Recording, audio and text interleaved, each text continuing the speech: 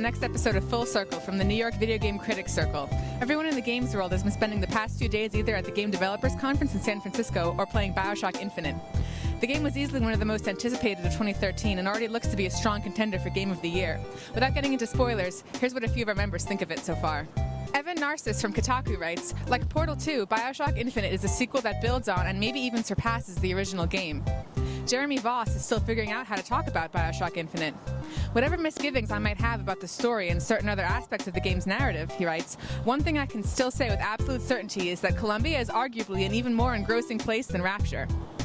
And be sure to check out Harold Goldberg's feature in the New York Times Arts section, The Nerd as Auteur in BioShock Infinite. If Twitter is anything to go by, one of GDC's most important panels this year was One Reason to Be, where women in the games industry, including the Circle's Leah Alexander, talked about their experiences. The panel caused an outpouring of tweets with the hashtag #OneReasonToBe, a continuation of the One Reason Why hashtag that trended a few months ago to raise awareness of sexism in the games industry.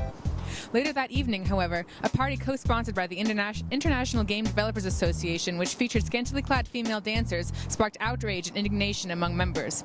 Brenda Braithwaite Romero, a game developer and another member of the One Reason to Be panel, told Polygon, I went home feeling super uplifted by the turnout and support for the One Reason to Be panel. I woke up to DMs, texts, and links to news of the IGDA party. It really saddens me. I've been a longtime supporter of the IGDA, however, my silence would have been complicity.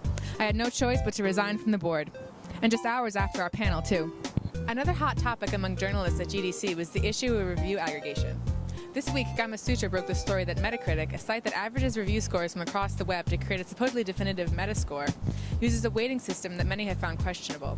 The system, according to Gamasutra, has 6 tiers, with outlets like Yahoo Games ranked higher than Edge magazine. Metacritic has since responded, refuting Gamasutra's data, but the discussion about review aggregation and what it does for the industry continues. There were a lot of journalism-related panels at PAX East this year, many of which our members participated in. You can find more coverage, transcripts, and videos here on our website. For now, that's it for Full Circle. Join us again next time.